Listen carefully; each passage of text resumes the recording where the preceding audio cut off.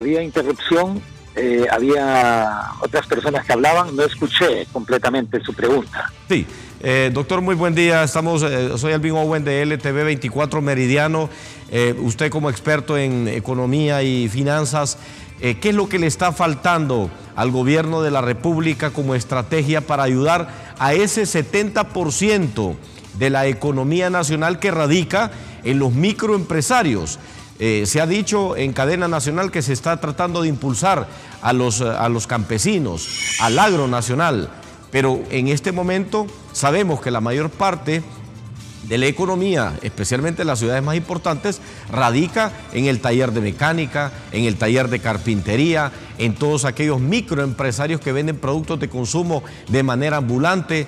¿Qué está faltando para que el gobierno de la República, de manera certera, pues se plantee una estrategia que verdaderamente ayude al microempresariado en este momento? Muy buenos días.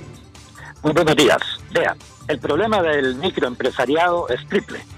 Primero, acceso al crédito. Entonces usted tiene que eliminar todas esas racionalidades o condiciones existentes en la banca que no se arriesguen en lo absoluto.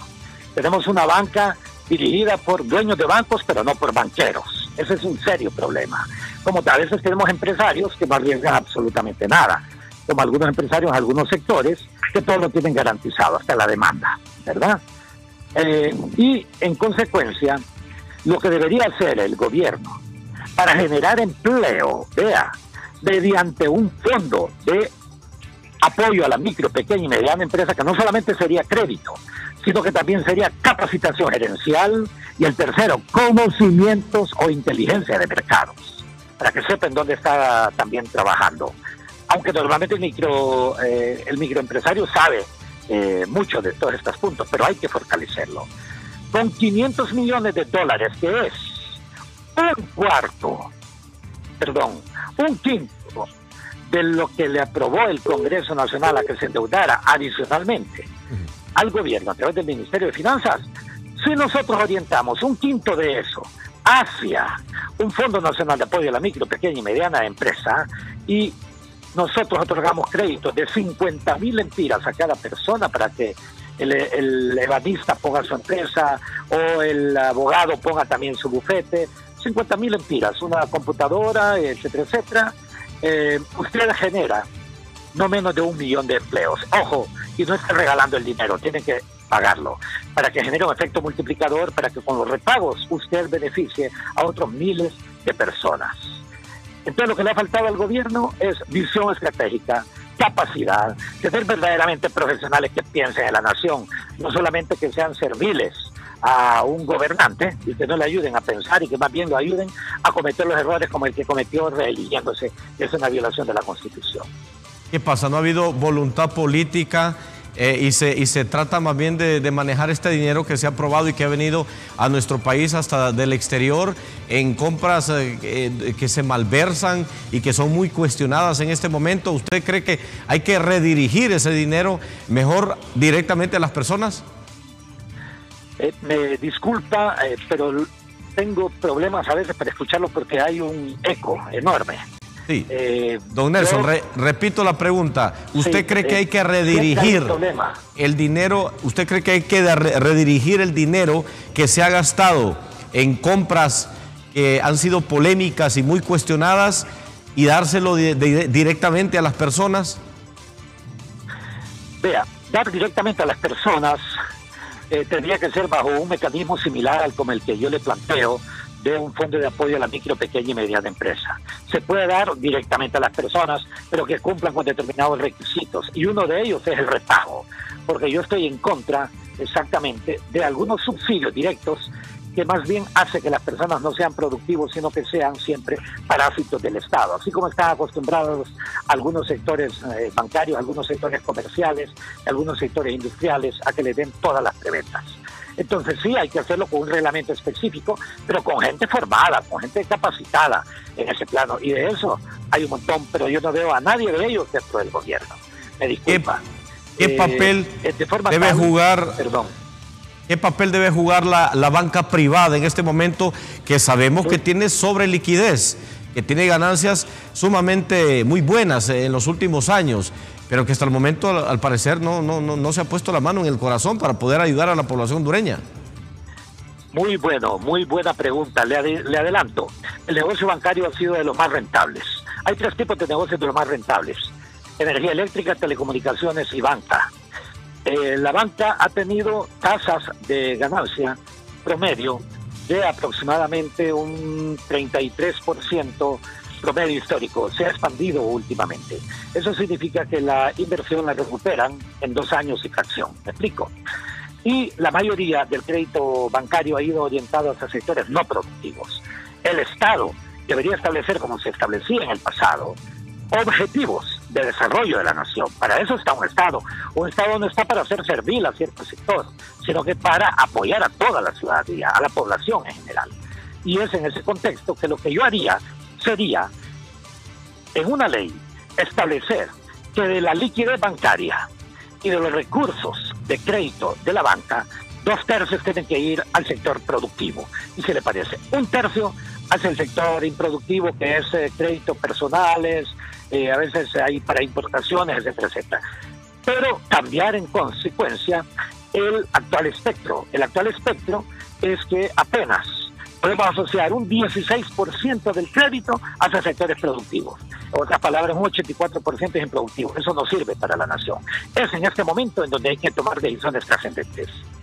O sea, prácticamente, doctor Ávila, usted nos está diciendo de que tenemos un conglomerado de banca privada voraz, ambiciosa y egoísta, que simplemente teniendo esta gran cantidad de recursos como ganancia en los últimos años, no quiere que la gente pues invierta en sus negocios, sino que solamente se han aprobado préstamos y dinero para consumo masivo de productos que no generan ninguna ganancia para la población. Muy buena conclusión la suya. Es más, yo le voy a decir también, si fuésemos serios, en los países en donde hay banca responsable, la banca se dedica al negocio bancario. ¿Qué es el negocio bancario? Captación de recursos del público para prestar al público. Aquí en Honduras la banca primero es dueña y se mete a actividades que no son bancarias. Actividades de fondos de pensiones, eso no es una actividad bancaria. Actividades de remesas, eso no es una actividad bancaria. Ser dueño de hospitales, eso no es una actividad bancaria. Ser dueño al mismo tiempo de entidades que se dedican a bienes raíces, eso no es actividad bancaria, porque más bien está compitiendo con quienes le van a solicitar crédito. Y entonces ya no los va a ver usted como clientes del banco, sino que como competencia en los negocios de bienes raíces. Doctor Ávila, ampliándole de forma tal que solamente en Honduras se dan esos casos en donde se desvirtúa la racionalidad de cómo debe funcionar. La banca es, sobre todo, un instrumento de desarrollo, por un lado, y 2, debería ser, más bien, como la ley original decía, desde la década de los 50. Las entidades bancarias son entidades de suscripción pública. Eso significa que no son 2 o 3 personas las que se unen para hacer un banco, sino que ponen las acciones entre toda la ciudadanía, para que tenga responsabilidad pública. Pero en el país nuestro, la banca se maneja como si fuese cualquier negocio mercantil. No es cualquier negocio mercantil. Lo que pasa es que se han metido mercantilistas a ser dueños de bancos sin tener cultura bancaria. Es como en economía, yo le puedo decir, ¿qué es lo que yo haría para disminuir la tasa de interés y aumentar la inversión y entonces aumentar la producción y generar empleo? ¿Qué es lo que yo haría? Aumentaría la liquidez. ¿Y cómo la aumentaría? Disminuyendo, como hizo, está bien el gobierno en este momento, reducir la tasa de encaje. Con eso aumenta la liquidez. Y al aumentar la liquidez disminuye la tasa de interés. ¿Es que ocurrió eso? No ocurrió. ¿Sabe por qué? Lo único que ocurrió es que le aumentó la liquidez a los bancos, le aumenta la tasa de rentabilidad a ellos, pero, ojo, le aclaro, no ha disminuido la tasa de interés. ¿Por qué? Porque la banca y otras entidades aquí en Honduras funcionan como si fuesen duopolios. Se ponen de acuerdo 2 o 3 dueños de esas instituciones y aunque la lógica económica dice que hay que bajar la tasa de interés, más bien ellos la aumentan. ¿Me explico? Hay una ley, doctor Ávila, de un sistema que no está funcionando. Y no está funcionando porque hay unos pequeños grupos que hacen prevalecer su interés sobre el interés de la nación. Y yo les recuerdo, momentos como estos es donde debemos demostrar que nos interesa la nación, y nos interesa la nación en todas las formas. Entonces tenemos que tomar decisiones de esa naturaleza. Ahora, para ello se requiere un presidente del Ejecutivo, un presidente del Legislativo y un presidente de la Corte Suprema de Justicia y un fiscal que actúe en función del interés de la nación y no en función de sus propios intereses. Usted prácticamente me dice que el gobierno tiene intereses pues en esta banca privada y por eso actúa de manera de favorecerlos a este sector. ¿Cómo evitar esta situación? Porque recordemos que acá hay una ley en nuestro país antimonopolios y oligopolios, que recordemos en Estados Unidos se impuso en un momento en que vivíamos la misma situación que en Honduras, se vivía en ese país del norte. ¿Cómo evitar que continúe ocurriendo esto, doctor Ávila, y implementar pues de manera efectiva esta ley antimonopolios y oligopolios que se están dando en la banca primero y después en otros sectores de la economía? Vea, completamente de acuerdo. En 1929, en los Estados Unidos, por la crisis que pasaron, enorme, significó el paro de aproximadamente el 25% de toda la producción. 25% de toda la producción. Y un porcentaje enorme de la fuerza de trabajo se quedó sin trabajo. Entonces, hubo la puesta en ejecución de dos cosas fundamentales. Uno, la ley antimonopólica de 1929, que en los Estados Unidos más o menos se aplica.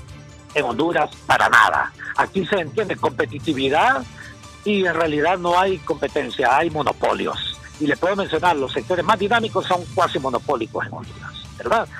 Eso por un lado. Y la otra acción que aplicó precisamente el presidente Franklin Delano Roosevelt fueron las políticas de Estado keynesianas. ¿Qué significan esas políticas de Estado keynesianas? Usted privilegia el consumo. ¿A través de qué? A través del salario. Entonces lo que usted tiene que hacer es, para regenerar la economía, aumentar las condiciones de consumo. En otras palabras, crear las condiciones de empleo y condiciones de salario. Para eso sirven los estados. En última instancia, siempre el Estado ha regulado los desequilibrios y las crisis. Vean las últimas. La de 1929 fue resuelta a través de políticas públicas, como las que aplicó el presidente Franklin Delano Roosevelt. No por casualidad fue reelecto él, ¿verdad? Pero sí se permitía la reelección en los Estados Unidos. Y segundo punto, eso permitió, esas políticas públicas, sacar a los Estados Unidos y al resto del mundo también de la crisis en que se encontraba entre 1929 a 1932. Pero para ello se requiere, uno, como le dije, conocimiento histórico en economía. Aquí hay algunos, perdón. No, le escuchamos. ¿Aló? Sí, le escuchamos, doctor Ávila.